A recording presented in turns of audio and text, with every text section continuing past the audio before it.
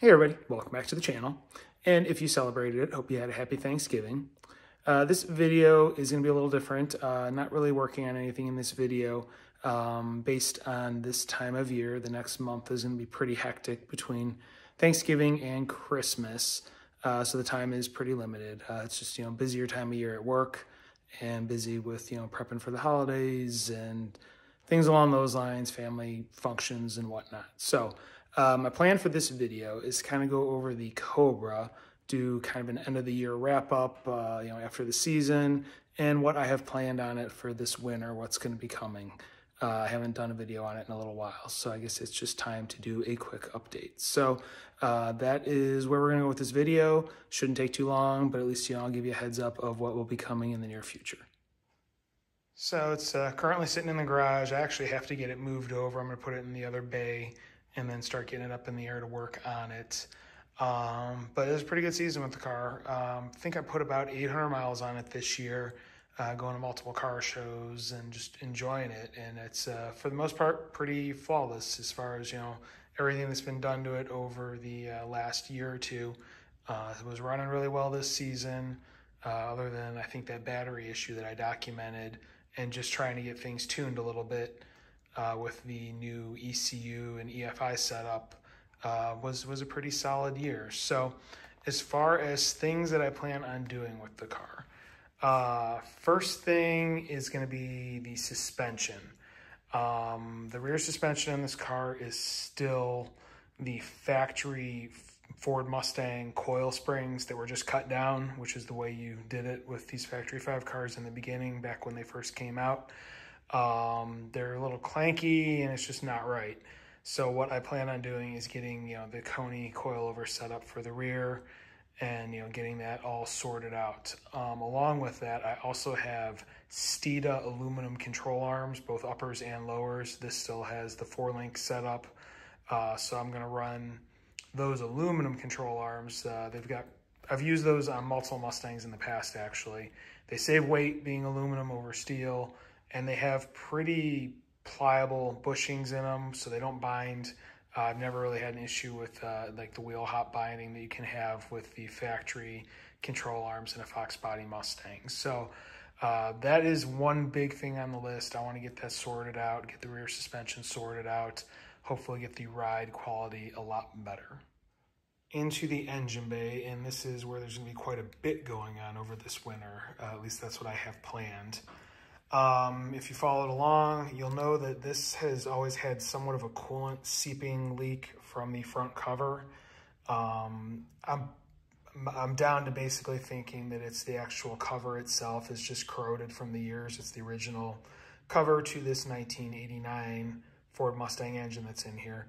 So my plan is to pull the front of the motor apart and replace that cover. You can get new replacements. So that way I'll hopefully resolve the front coolant leak once and for all. It ends up filling up these pockets here. It hasn't run in a while, so it's dry right now, but the coolant will start to pool there. And it's like it's weeping out of the gasket, weeping from, between the cover and the block. So I'm just gonna go ahead and get a new cover for it. The water pump was replaced previously by myself, thinking that was what the leak was, but even doing the water pump, it's still seeping in the same spot. So that's what has me believing that it is the actual cover. One other thing I did notice this year is, I replaced this intake manifold last winter when I put this EFI in, but every once in a while I will get just a speck of coolant that weeps between the intake flange and the cylinder head. So it looks like I'm going to be pulling the manifold off and replacing those gaskets and resealing that. I used Edelbrock gaskets before. I did put some sealant on them. I don't know what the deal is. I'm going to go ahead, pull it off, and use Felpros. And again, I will put sealant around the coolant passages. I mean, it's a very, very minor leak, but I don't want to leave it there because I don't want it pitting the aluminum over time. It's got the trick flow heads, and it's an Edelbrock Victor intake manifold, basically. So don't want to have to worry about any issues with that. So that is another thing I'm going to have to address. Hopefully that will be the end of my coolant leaks. Other leak I need to address on the back of the engine. And again, this will be done at the same time. I'm pretty sure it's the oil pan that leaks because it's not a major oil leak, but there's enough dripping down from the back where it would either be a rear main, which I don't think so because it's not a heavy leak. One of the plugs in the back of the camshaft area, there's a couple of oil plugs for galleys in the back of the engine, could be one of those, or it's most likely the half circle oil pan gasket area somewhere in there is leaking. So plan is to drop the pan and reseal that. At the same time, I'm also going to pull the transmission. Transmission needs to come out because I have a chirping throwout bearing that drives me nuts. That, along with the transmission having the traditional T5 grind, especially when it's cold, it does not like, you know, shifting. I flushed the fluid in it, and that's when I found another issue, whereas the fill plug is permanently stripped out and frozen into place.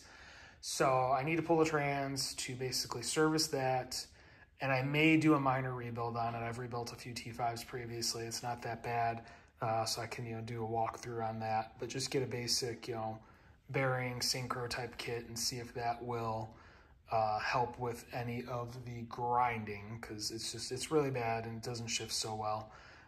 So I'm thinking maybe that could, you know, help some of my problems there. Not sure. May look for a used TKO or something, but I'll most likely just rebuild the T5. They're not terrible transmissions, at least in these cars, because there's not a whole lot of weight, so they seem to hold up pretty well. So yeah, so that's going to be a lot of work right there. That's basically a transmission coming off the engine, resealing whatever on the back of the engine, the oil pan, the whole front of the engine, and the intake manifold. So that is going to be quite a bit of work. Along with that, I have the air cleaner here. I have just a small paper element in there that I found. I want to build, or basically make, a custom green foam mesh filter for this. This has the, you know, traditional original style air filter, but it came with that green mesh filter, but the factory ones are too short, whereas they're very restrictive. So I was going to get some foam on my own, you know, some foam and some mesh, and kind of make a taller version of it myself, just fabricate it and put it in place, and hopefully that'll hold up and give me better airflow than the stock green filter that comes with these intakes. Because the foam that's in here is actually a ½ inch taller than what it comes, or the paper one that's in there is actually about a ½ inch taller than the foam that comes with it. So you can see, just looking at it size-wise, you know, if it had a ½ inch less, that'd be pretty restrictive for the engine. So that is a big part of the project that's going to be taking place over the winter. Next on the list, and this is going to be kind of if I can get to it, I'll do it. I would like to get the oil cooler and front fans. They sell them, you can find them, just to make it look right, because, you know, this is going for the look of a true SC, and seeing that big open nose there, just, it's not right, doesn't look right. So I want to get the dual fans. They're gonna be more for show than functionality. This thing runs cool as is with the single fan that it already has, but I figure put those in there. Those will look really good in the nose, as well as the proper oil cooler down below, fill in that space. So that's going to be if I can get to it, I will do it. If not, it may be a next year project, or next, you know, down year project, if I don't get to it this down season. And then also forgot to mention, you know, if I'm going to do the rear Coney coilovers, I'm probably going to do the fronts. This has coilovers currently, but it's whatever the company was that Factory 5 used to use way back when this kit was built back in 2000. They leak a little bit. They've seen better days, even though, you know, they're not that much mileage on them based on the car, but, you know, they're old, so the seals are just not holding up so well. That, and if you look at, like, my control arms, they could use a little cleanup. You know, the paint's coming off of them and whatnot. So I'd like to do the tubular lower control arms, because this has the stock Mustang stamped. And then, you know, the matching Coney coilovers to match the rear, clean up the uppers, and that would be really nice with the suspension. And then the last thing will probably be fill in these gaping holes. I have the aluminum vents.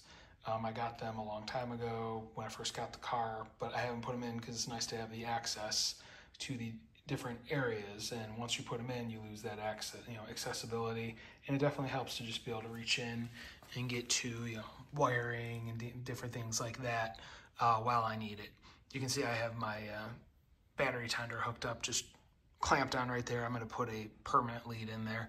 I just haven't gotten around to that either. So that is pretty much what I plan on doing over the winter with this car. That's a long list. So hopefully I can get to all of it, because it is all stuff that needs to be done and will make the drivability and experience that much better and make it look that much more authentic. So that's really all I got in this video. I just wanted to give kind of an update on where things are, what's going to be happening with this car. I do have, some other little projects I'll try and get done between now and Christmas. So I'll probably have some short videos, maybe on the Jeep and the MR2. Really not much on the Cobra, because I have to buy most of the parts that I'm talking about installing. So I'm gonna have to start doing that parts gathering and whatnot between, Christmas shopping. So that is on the list to do. But like I said, I do have a few other things I need to do on the MR2, and I have the parts for, and then same with the Jeep, a few little projects there that I have the parts for. So there will be some videos coming up on those. So if you want to follow along and see what happens with the Cobra, see what happens with the MR2, see what happens with the Jeep, please hit like, please hit subscribe, please hit the notification bell. If you have any questions or comments or any feedback, please leave them in the comment section below. I do review them and I will reply.